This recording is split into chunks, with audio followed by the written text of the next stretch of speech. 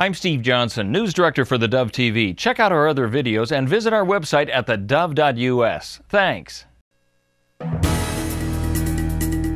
Good morning, it's the top of the hour. I'm Steve Johnson. With this reminder, you can get our iPhone, iPad, and Android app. Then you can watch the Dove News on demand on your mobile app and on the Dove Roku channel as well. In the news today, fire season has begun. That means debris cannot be burned unless you have a permit, and the use of fireworks on forest land will be prohibited. Those are only a few of the requirements in place. Other restrictions concerning campfires and public lands are also in place where smokers can light up. Brian Ballou with the State Department of Forestry says certain conditions determine when they put in those fire restrictions. We factor in how many fires we're responding to, and the numbers have definitely been going up in the case of fires and down in the case of fuel moistures. Restrictions in rural areas also mean limitations in places like the Medford city limits as well. Fire Marshal Greg Kleinberg says that means taking a look around your property. People should be really looking at their weeds if they have an empty lot or a field and mowing them soon, because there's going to be further restrictions in place that say 1 p.m. or 10 a.m. that you have to do it when it's basically the humidity's high and the temperatures are low.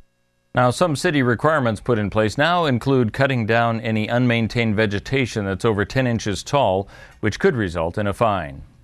Bo Bergdahl's troubles may not be over. According to the chairman of the Joint Chiefs of Staff, the Army sergeant who was freed from 5 years in the hands of the Taliban over the weekend could still face charges, including desertion.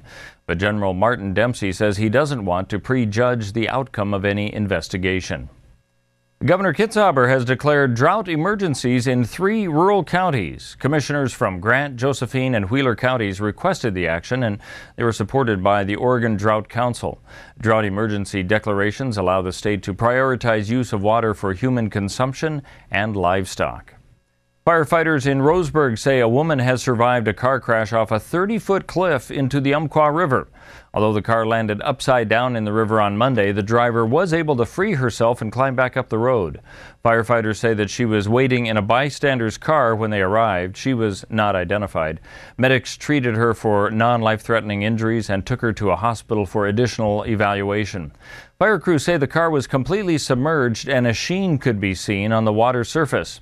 A regional hazardous materials team was called in to contain that spill.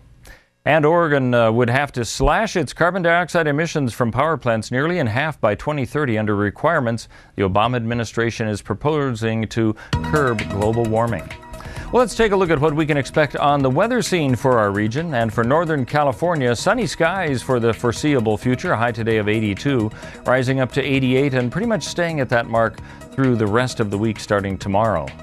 Looking into the Klamath Basin, 79 degrees sunny today, rising up to possibly 85 degrees in a slow descent by Saturday.